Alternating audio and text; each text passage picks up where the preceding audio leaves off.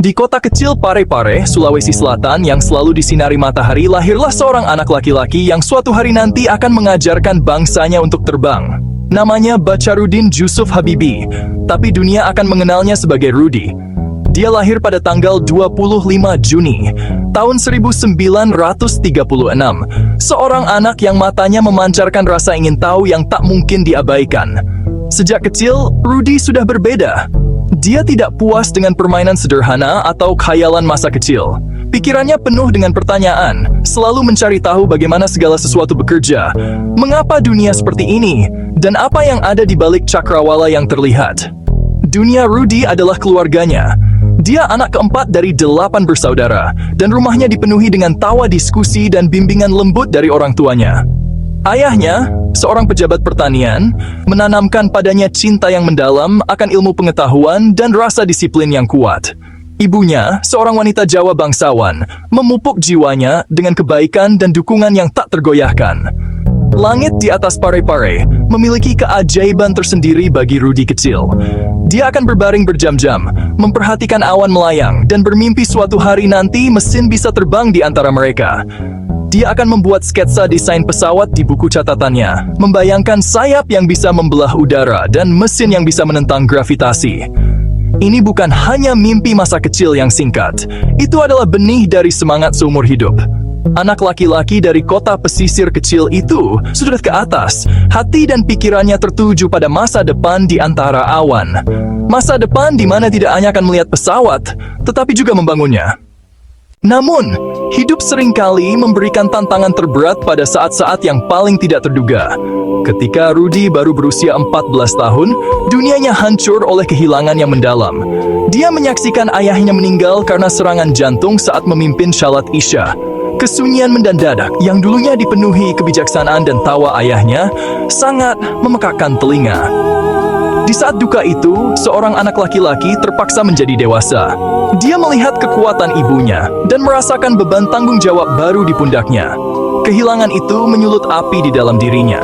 Malam itu, berdiri di depan keluarganya yang berduka, Rudy membuat janji yang serius.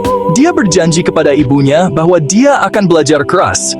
Dia berjanji bahwa dia akan membuat keluarga mereka bangga. Dia berjanji bahwa dia tidak akan pernah mengecewakan mereka. Itu adalah janji yang lahir dari kesedihan, tetapi ditempa dalam cinta dan tekad. Keluarganya pindah ke Bandung agar Rudy dan saudara-saudaranya bisa mendapat pendidikan lebih baik. Ibunya menjual rumah. Ibunya menjual harta bendanya untuk membiayai kehidupan baru mereka. Di Bandung, dia mendaftar di Government's Middelbare School. Di sana, kecerdasannya bersinar terang. Dia melahap matematika. Dia melahap fisika. Pikirannya seperti spons, menyerap teori dan rumus kompleks. Dia menjadi seorang sarjana muda dalam misi. Semangat Rudy untuk teknik penerbangan semakin kuat. Dia mendaftar di Institut Teknologi Bandung, bagian dari Universitas Indonesia. Tapi dia tahu untuk menguasai penerbangan, dia harus belajar dari yang terbaik. Impian untuk belajar di Jerman mulai terbentuk. Ambisi itu menakutkan bagi pemuda sederhana, tapi tekadnya tak tergoyahkan. Janji kepada ayahnya mendorongnya melihat melampaui pantai Indonesia menuju masa depan menaklukkan langit. Dengan restu ibunya dan beasiswa pemerintah, Habibie memulai perjalanan seumur hidup. Dia pergi ke Jerman pada tahun 1955, seorang pemuda dengan koper penuh impian. Dia mendaftar di Universitas RWTH Aachen yang bergengsi, siap untuk membenamkan dirinya dalam dunia teknik kedirgantaraan. Lingkungan itu sangat berbeda, bahasanya asing, cuacanya dingin, standar akademiknya sangat tinggi. Dia sendirian, jauh dari kehangatan keluarganya, tetapi dia tidak gentar. Dia mengingat janjinya. Hidup sebagai mahasiswa di Jerman adalah perjuangan tanpa henti. Habibie hidup hemat, seringkali hanya makan seadanya. Dia bekerja serabutan selama liburan semester, termasuk bekerja di proyek pembangunan rel kereta api untuk memenuhi kebutuhan hidup. Sementara teman-temannya menikmati liburan, Habibie menghabiskan waktunya di perpustakaan, mempelajari teori dan persamaan aeronautika yang rumit. Dia tahu bahwa bakat saja tidak cukup. Itu harus dipadukan dengan disiplin dan etos kerja yang tak tergoyahkan. Dia mendorong pikiran dan tubuhnya hingga batasnya. Kerja keras dan kejeniusannya tidak luput dari perhatian. Habibie dengan cepat mendapatkan rasa hormat dari profesor. Dia lulus dengan nilai tertinggi dan melanjutkan studi doktoralnya di bidang teknik kedirgantaraan. Penelitian doktoralnya berfokus pada masalah yang telah membingungkan insinyur aeronautika, perambatan retakan pada badan pesawat. Dia mengembangkan teori terobosan yang kemudian dikenal sebagai faktor Habibi atau teorema Habibi. Teori ini memungkinkan terciptanya pesawat yang lebih aman, lebih tahan lama, dan lebih efisien, merevolusi industri penerbangan selamanya.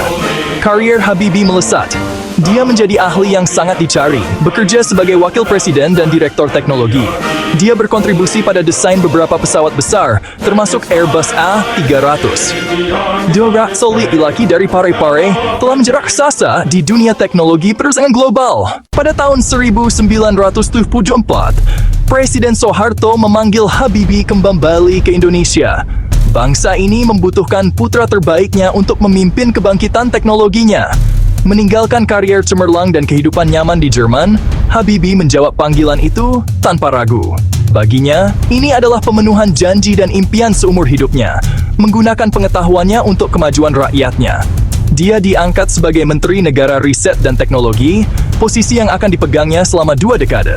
Dia diberi misi monumental, melompatkan Indonesia ke era industri modern. Visi itu dia sebut, berawal di akhir dan berakhir di awal. Sebagai menteri, Habibi menjadi arsitek industri strategis Indonesia. Dia mendirikan dan memimpin banyak perusahaan milik negara, termasuk IPTN, Industri Pesawat Terbang Nasional yang inovatif. Di bawah kepemimpinannya, Indonesia merancang dan membangun N250 Gatot-Kaca. Penerbangan perdana yang sukses pada tahun 1995 adalah momen kebanggaan nasional. Itu simbol nyata dari apa yang bisa dicapai Indonesia. Dia membuktikan bahwa negara berkembang bisa bersaing di panggung global. Namun, takdir memiliki peran yang lebih penting baginya.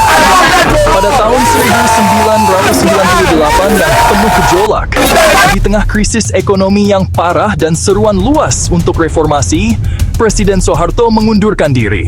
Sebagai wakil presiden, Habibi secara konstitusional diangkat menjadi presiden ketiga Republik Indonesia. Dia mewarisi negara di ambang kehancuran, menghadapi gejolak sosial dan politik yang luar biasa. Transisi itu mendadak dan penuh tantangan, tetapi Habibi menghadapi badai itu dengan keberanian dan tujuan yang jelas. Dia mengerti bahwa tugasnya bukan hanya memerintah, tetapi menyembuhkan bangsa yang terluka dan membimbingnya menuju masa depan demokrasi yang baru. Kepresidenan Habibi meskipun singkat bersifat transformatif. Hanya dalam 17 bulan dia meletakkan dasar-dasar demokrasi Indonesia.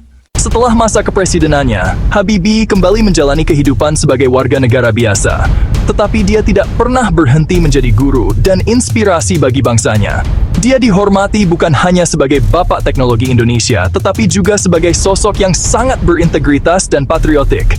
Kisahnya menjadi narasi yang kuat bagi seluruh generasi muda Indonesia.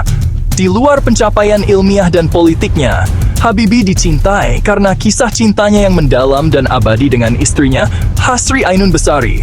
Kemitraan mereka adalah sumber kekuatan dan inspirasi baginya sepanjang hidupnya.